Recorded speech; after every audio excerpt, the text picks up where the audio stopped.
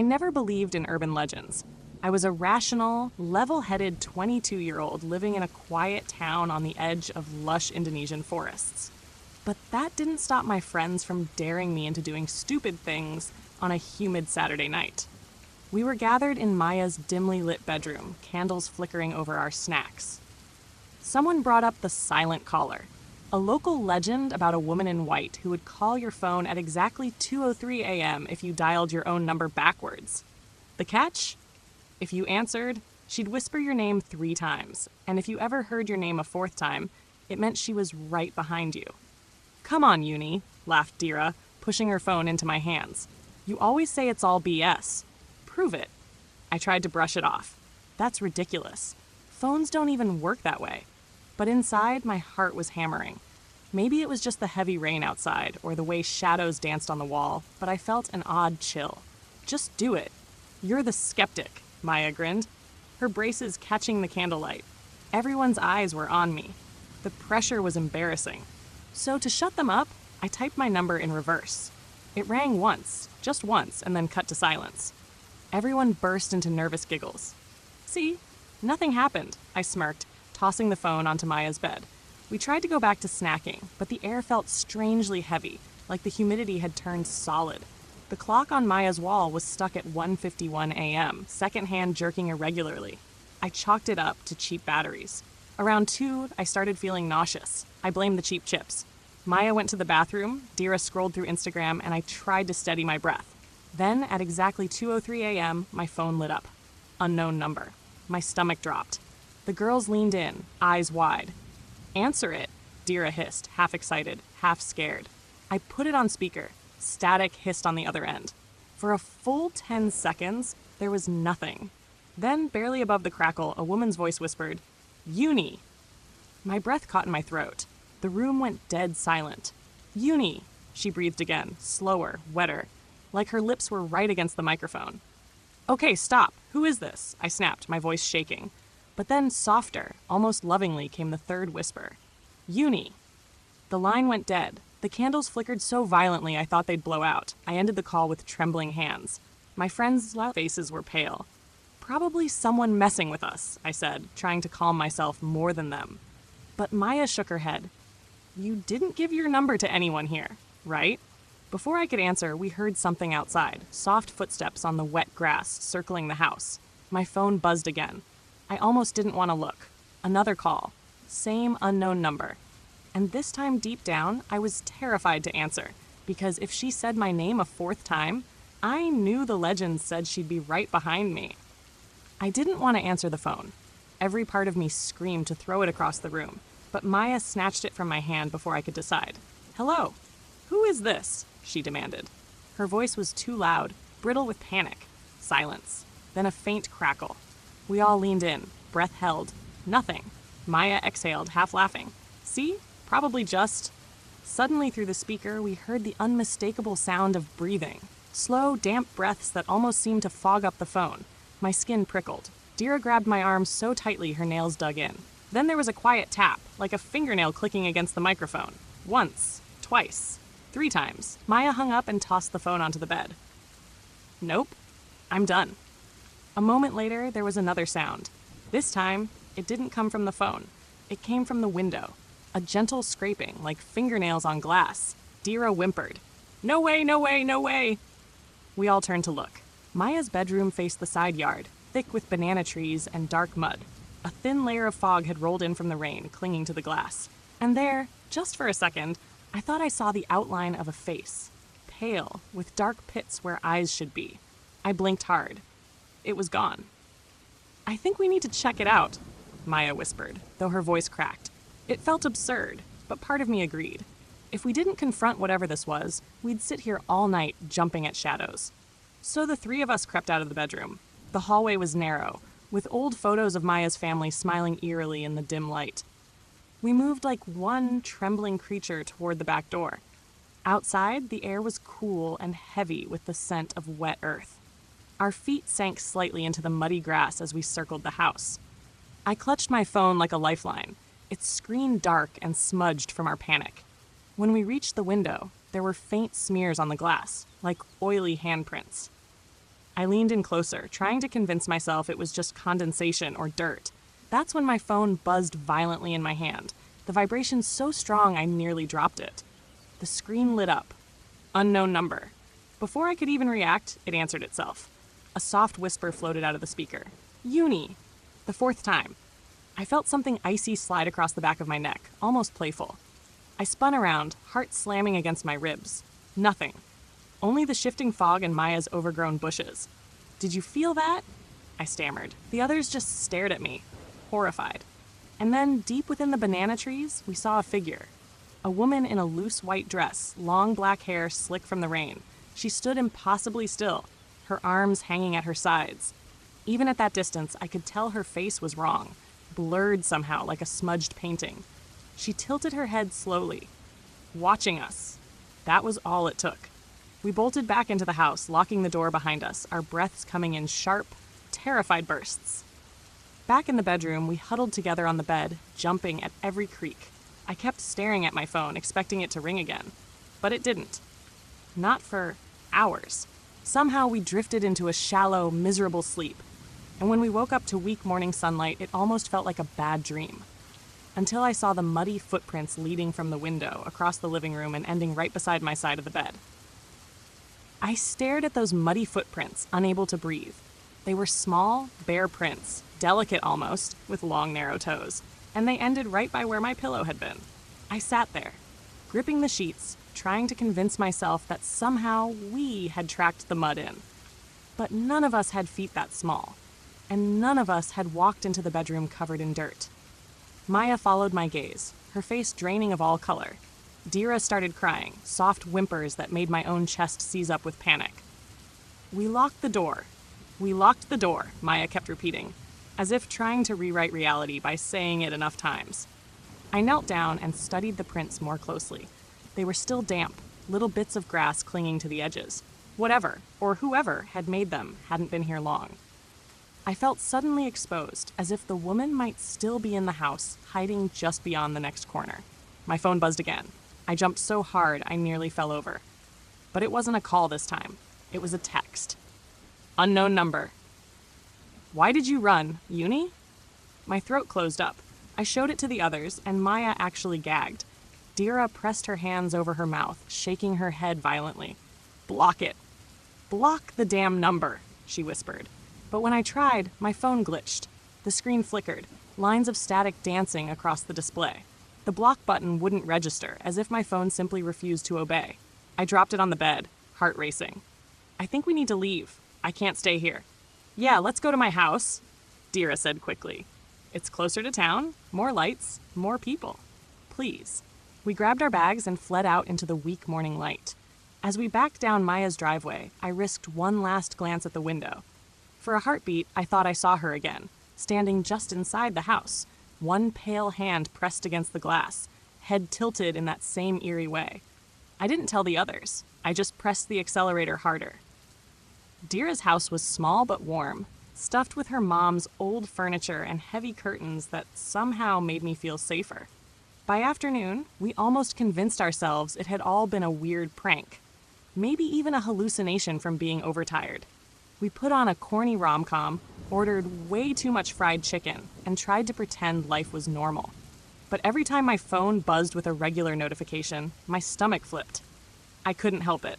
My hands would tremble until I saw it was just an Instagram-like or a promo SMS. I refused to open WhatsApp at all. By evening, the clouds rolled in again. The heavy rain drummed on the roof, and the electricity flickered twice before steadying.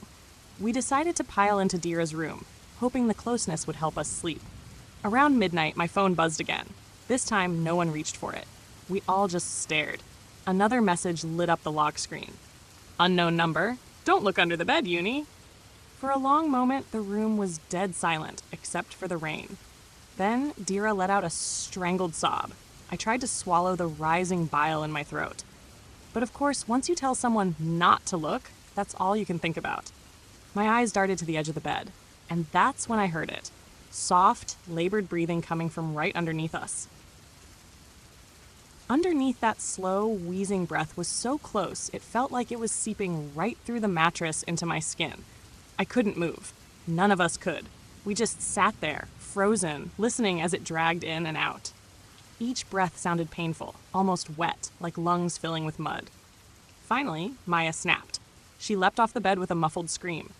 Dyra and I followed, hearts pounding so hard it hurt. We pressed ourselves against the far wall, staring at the small gap beneath the mattress. The soft, rhythmic sound continued, now unmasked by our shifting weight. I grabbed Dara's arm. We have to look. If we don't, what if it's worse not knowing? Her eyes were wide and glossy with tears. No, Uni. Please. What if that's what she wants? But I couldn't stand it. Every horror story we'd ever joked about flashed through my mind.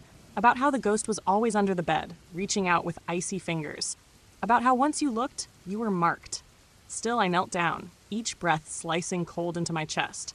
Slowly, I lifted the bed skirt. At first, I thought it was just darkness. Then my eyes adjusted.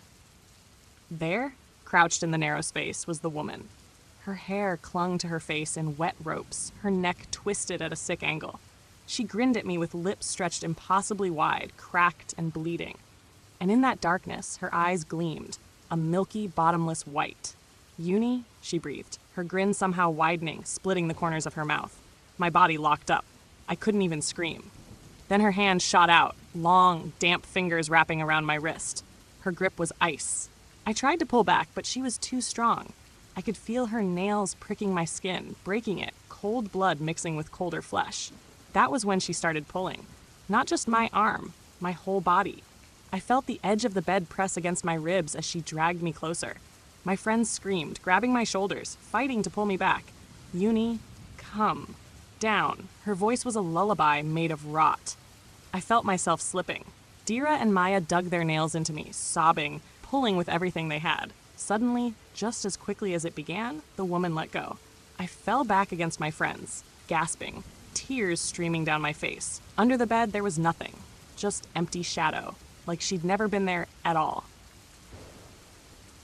We didn't sleep that night. We sat in the living room with every light on, clutching mugs of bitter coffee that did nothing for the exhaustion clawing at us. Outside, the rain finally stopped. The world was silent in that eerie way it gets right after a storm. Around 4 a.m., my phone buzzed again. My stomach lurched. I almost threw it across the room. Unknown? I'm not under the bed anymore. I couldn't stop shaking. My skin crawled, every nerve alight with terror. I didn't want to look around. I didn't want to know where she was now. But I also knew I couldn't run forever. This legend, this curse felt personal now, stitched into my bones. I needed answers. Tomorrow, I whispered, voice hoarse. We're going to find out how to stop this. And in that cold, miserable dawn, with my friends nodding tearfully beside me, I made a promise. I wouldn't let this legend take me. Or them, no matter what it cost. When the sun finally came up, it felt weak and sickly. None of us had slept. Our faces were pale, eyes ringed with dark hollows. But I was determined. I wasn't going to be one of those stories that ended with a girl found dead in her bedroom, eyes wide open, mouth twisted in terror. So we started researching. At first, it was just frantic Googling. Local ghost forums, scraps of Facebook posts, old Reddit threads about Indonesian urban legends. Most people wrote it off as a hoax or creepy folklore to scare kids. But I found one post on a tiny horror blog that made my blood run cold. It was written 5 years ago by a college student named Intan. She described exactly what we'd experienced. A dare, the reversed phone number, the whisper of her name 3 times, the warning not to hear it a 4th. Her story ended with muddy footprints by her bed. But there was an update dated 3 days later. A single chilling line. I heard her say my name again last night. I think she's inside the house. If anyone finds this, please don't answer your phone. There were no more posts after that. We decided to go to the town archives, a small dusty office behind the old municipal building. The clerk looked bored, but when I mentioned the legend of the silent caller, he went oddly still. You kids shouldn't mess with that, he muttered. It's older than cell phones. Used to be about mirrors, or rivers. Whatever people feared most at the time.